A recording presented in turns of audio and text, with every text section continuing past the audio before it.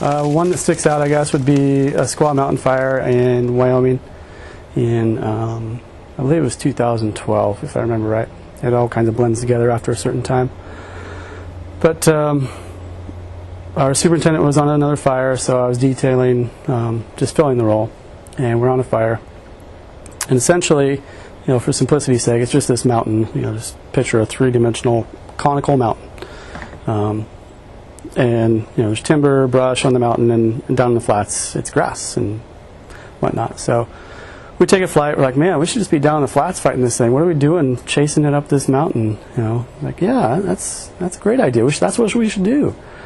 But then, there's political pressures that grass is rangeland. It's winter range for farmers and ranchers. So there's some political push to make sure that doesn't all consume. And you have the locals running their equipment and putting a spiderweb network of lines in to protect all that. And so you kind of fall into, well, maybe we should maybe try to see if we can get up in there and do something. So we end up doing that and trying to piece it together, scouting, all these things. We come up with a plan that seems reasonable and get some other crews on board with it so that we're meeting the objective. And in the middle of all this, I look down, I see the road system down in the flats. I'm like, yeah, what are we doing up here? We all said we wanted to be down there. What are we doing up here? So anyway, I was like, well, we're kind of committed that we're going to go down this path. And everything takes a little longer than expected. The prep takes longer. Everybody getting in place takes longer. So we wanted to have this burnout pulled off, or at least get all the snagging and prep work done prior to dark. And we just barely kind of make that, and we're about ready to put the torch on the ground.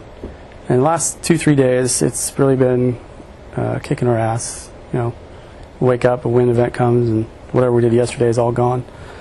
But we've noticed in the last 3 days that about the same time, the wind shifts, the diurnal shift, it goes downslope when things cool off. And it seems to be coinciding with the time we're about to light. And so we're just about ready to light, and the wind shift comes. And we're like, let's just hold on a minute and see what happens. And the wind intensifies and pretty much negates the last 6 hours worth of work for 3 crews and chases a bunch of resources off the hill. And where do we end up?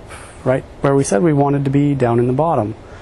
But just getting caught up and wrapped up in all the other factors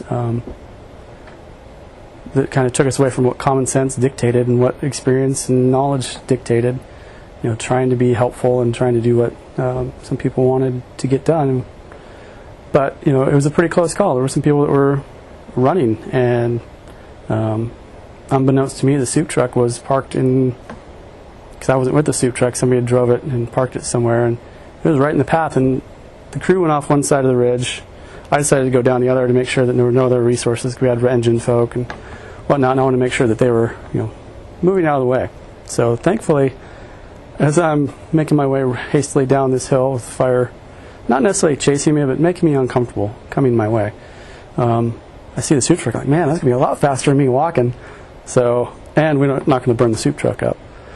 But I also happened to see a deer shed. I'm like, oh, I better grab that too, just like the last second.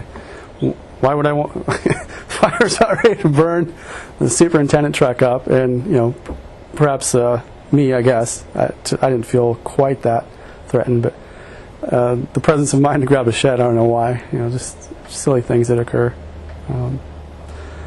But yeah, I've been on really bad fires where people didn't make it. Never something you want to be a part of. I was on 30 Mile with the crew back in 2001.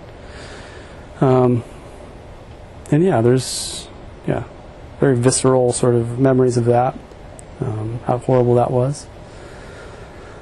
And of course, the report that comes out, at least in this instance, was not 100% accurate, as from my perspective, what I saw.